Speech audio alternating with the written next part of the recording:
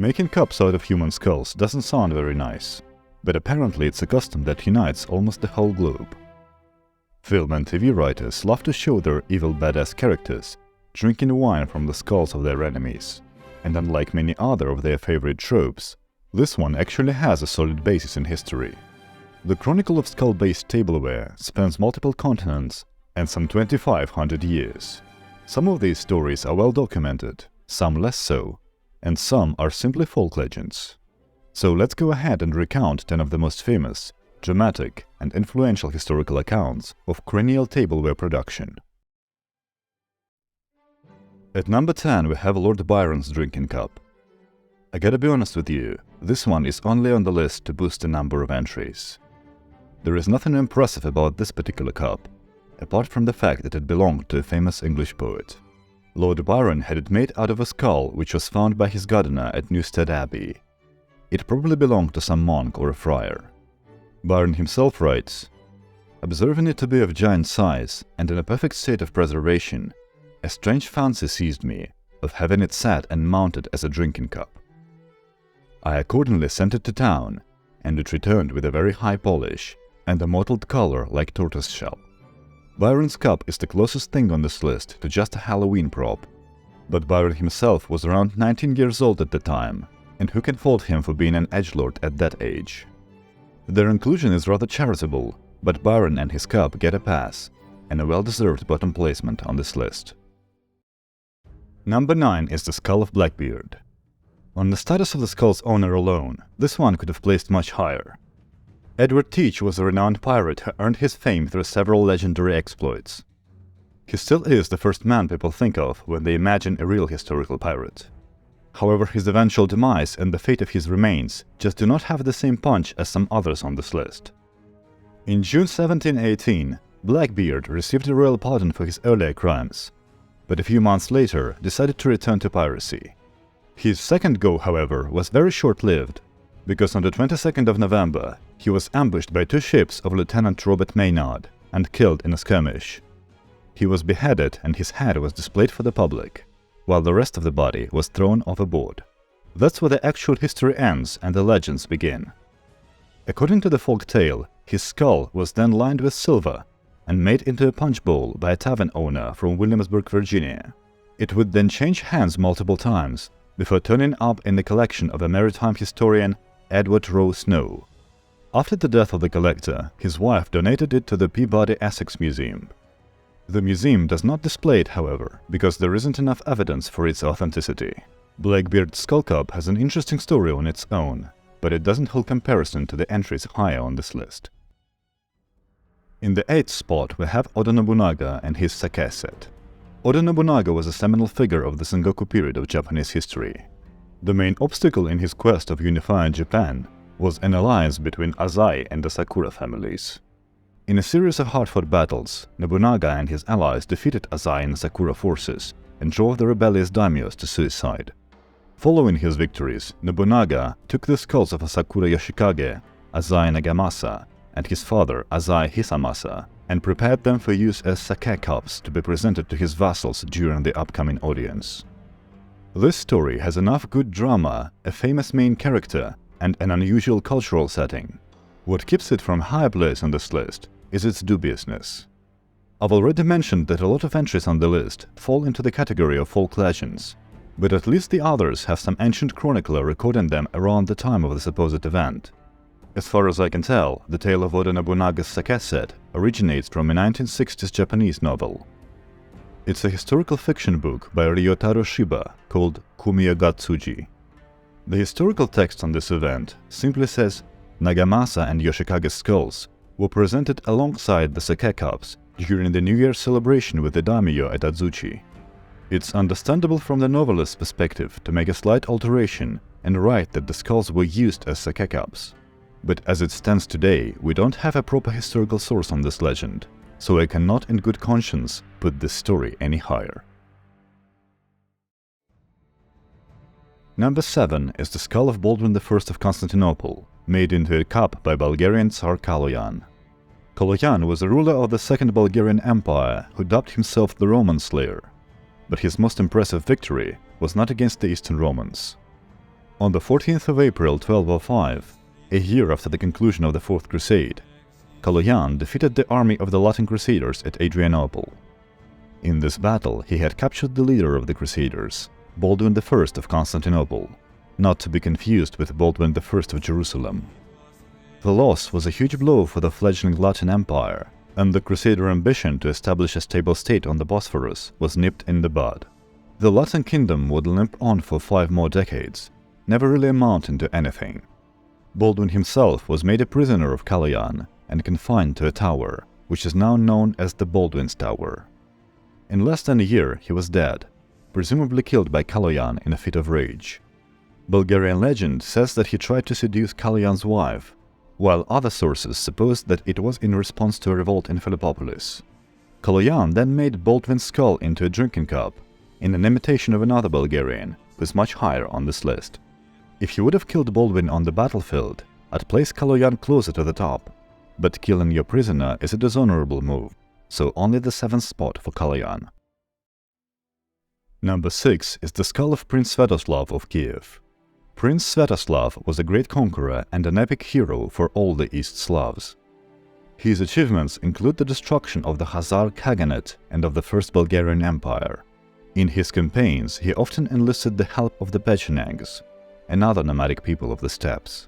In 971, Svyatoslav fell out with the Eastern Roman Emperor John Tzimiskis over the prince's ambition to establish permanent Rus presence on the Danube. His own capital of Kiev had a major river Dnieper, but one had to traverse the dangerous cataracts downstream to get to the sea. The vessels needed to be transported by land, which always left the Rus vulnerable to their nomadic neighbors. The Danube didn't have this disadvantage. Getting a permanent base on the Great River would be a strategic and commercial boon for Svyatoslav and his people. But the emperor in Constantinople could not allow the still pagan Slavs to menace the shores of the Black Sea from such an advantageous position. He rode in force for Bulgaria, soundly defeated the Rus, and dislodged Svyatoslav from the Danube. The Prince of Kiev had to make way back to his capital over the same dangerous rapids of which he wanted to get free. During the overland crossing of one of the more precarious sections, the remains of his army were ambushed by the Pechenegs. We don't know for sure if John Tzimiskis paid the Pechenegs to attack Svyatoslav, or was it just a cruel twist of fate, but in the ensuing battle Svyatoslav was killed. Pecheneg Khan Kuria took Svyatoslav's skull and made a drinking goblet out of it, so that some of the dead prince's ferocity would transfer to him. Svyatoslav and the Pechenegs is a textbook skull cup classic, exactly the kind of a story that belongs in the middle of this list. Number 5 is the skull cup of Mohaç. Most of my viewers are familiar with the historical archetype of the nomadic conqueror from the Great Steppe. From Atilla to Genghis Khan to Tamerlane, these were the names synonymous with a horde of horse archers coming to burn and pillage your settlements and extort tribute from the conquered people. Mohaç was one of the OG steppe conquerors. In 209 BC, he ordered his men to kill his father, took power over the Shonu people, and embarked on the campaign of conquest against the neighboring tribes. The most powerful of their neighbors were the Yuezhi, who ruled as warlords over a big tribal confederation. Modu defeated the king of the Yuezhi in a big battle and supplanted him as the leader of the confederation. Historians consider this event to be the beginning of the Shonu Empire. To commemorate his victory, Modu made the skull of the slain Yuezhi king into a cup. The Shonu have the same place in the history of ancient China as the Huns have in the history of Europe. There is even a plausible theory that the two nomadic hordes have a direct connection. From the historical significance perspective, this story is in the upper echelon. The only thing keeping this cup from being higher on the list is the anonymity of the Yuezhi king and the overall lack of detail. Had there been some juicy personal connection between the two main characters, I would certainly place it higher. At number 4 we have the skull of the Gepid king Cunimund. This cup gets to be placed this high because it signified an end to the history of entire people.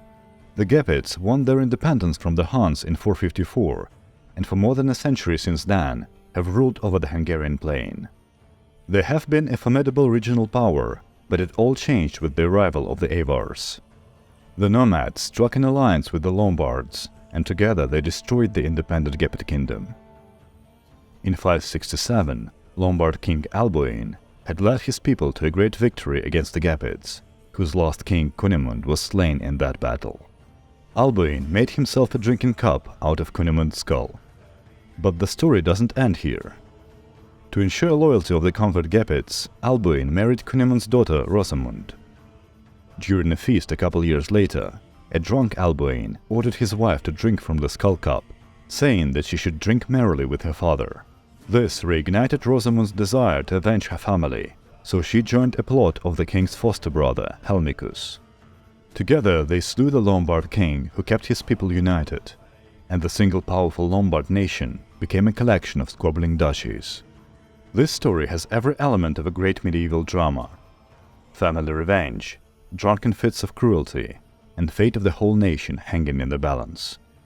It also shows how the Lombards were culturally influenced by their new neighbors, the Avars. Making cups from the skulls of your enemies used to be a nomadic custom, but here we see settled Lombards adopting it with gusto.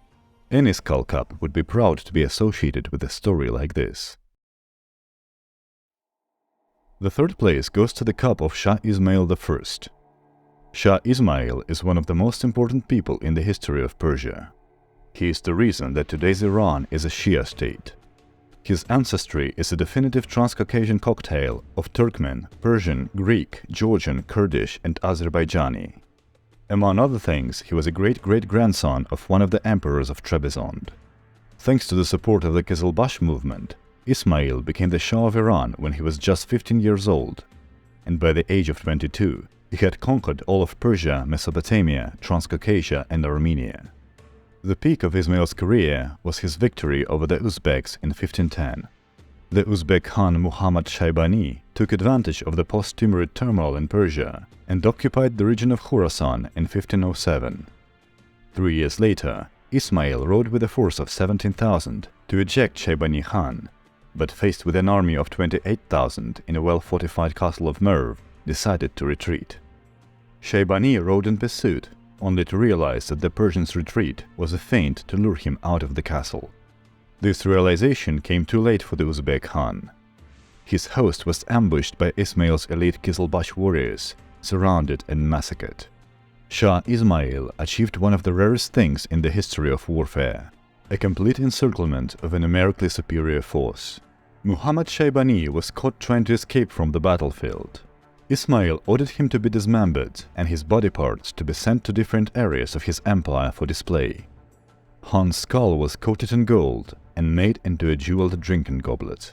Some narrators would end this story here, but I think that what follows is equally important. Ismail was only 23 years old, but people were already calling him the true heir of Timur. To prove them right and solidify himself as the great conqueror's equal, Ismail only needed one more victory. He had to defeat the Ottomans like Timur did at Ankara. However, the Ottomans proved to be a tough nut to crack. At the Battle of Haldiran, Ismail's cavalry faced the Turkish artillery and muskets and was decimated. The Persians had to retreat in a disorganized manner, and the Ottomans managed to capture 2 of Ismail's wives. This humiliation broke the spirit of Ismail. He fell into a depression and resorted to heavy drinking. No more did he lead armies into battle or involve himself in the affairs of the state. Leaving the empire to be run by his vizier, Ismail drank himself to an early grave a decade later. There is no way of knowing for sure, but I like to think that a lot of that drinking was done from his most prized goblet, the one made from the skull of Muhammad Shaybani. In the end, the Uzbek Khan got his revenge from beyond the grave. At number 2 we have the skull of Emperor Nicephorus I, made into a cup by Bulgarian Khan Krum. It may be my Roman history bias, but I think that drinking from the skull of the Roman emperor has a special flair to it, and the way it was obtained was pretty fair and makes for a good story. Nicephorus I was an Eastern Roman emperor from 802 to 811. One of the major challenges of his reign was the emergence of the Bulgarian state in the Balkans. Khan Krum and his nomads were harassing the empire's northern frontiers and had conquered the city of Serdica, modern-day Sofia. Nicephorus launched a punitive campaign, which was successful in the beginning, but as the time came to return home, his army discipline started to wane. Crom's forces, on the other hand, kept their vigilance, tracked the movements of the Romans, and on the 26th of July 811 launched a night attack on their camp at the Varbice Pass. This was one of the most disastrous defeats in the history of the Eastern Roman Empire. The emperor himself was killed in action, and his son Staurakios was severely wounded and paralyzed from the waist down. And of course, according to his people's tradition, Crom retrieved the corpse of the emperor and encased his skull in silver to drink from it at the victory banquet. This story combines the dramatic elements of a good skull cup legend with easily understandable historical context and a fairly good level of documentation. The struggle between the Byzantines and the Bulgars is a more significant conflict than something like the Lombard-Gepid War. It also gets extra points for being a direct inspiration for the entry number 7 and earns itself a place almost at the top. The skull of Cyrus the Great takes the gold. Its story may not be as well documented or not as dramatic as some others on this list, but it is the original one, the one skull cap to rule them all. Cyrus II is easily the greatest of all the historical figures who ended up donating their skulls to tableware production, and it's not even a close comparison. Nicephorus might have been a Roman emperor, but Cyrus is the founder of the very first Persian Empire. His death, same as his life, is the stuff of legends. The version involving the skull cap isn't the only one, but it is one of the most famous. According to it, Cyrus the Great fell in what Herodotus described as the fiercest battle of the ancient world. This legendary battle took place on the shores of Syrdarya, in the south of modern-day Kazakhstan. In 530 BC, Cyrus rode northeast to subdue the Massagetae people and their queen Tomiris. Massagetae were your classic steppe nomads, closely related to the ancient Scythians. The description of Cyrus's campaign has all the elements of the historical drama for which we love the history of antiquity. There is a rejected marriage proposal, clever tactical tricks, honor-suicide, and the bloody revenge, all culminating in a massive battle. Tomiris and the Massagetae emerged victorious, and standing among the many corpses of the slain, she is said to have dipped Cyrus's head in a vessel of blood as fulfillment of her oath to make him drink his fill. This story, combined with Herodotus' own account of the Scythian customs, produced the version of the legend in which Tomiris went on to make a drinking goblet out of Cyrus's skull. As the first account of such a story, and the inspiration to many legends of old, the skull cap of Queen Tomiris deserves the spot at the top of this list, like no other. I hope you enjoyed watching this video. If you think that the placement should be different, feel free to share your own ranking in the comments. Thanks a lot for watching till the end, and I will see you in the next one.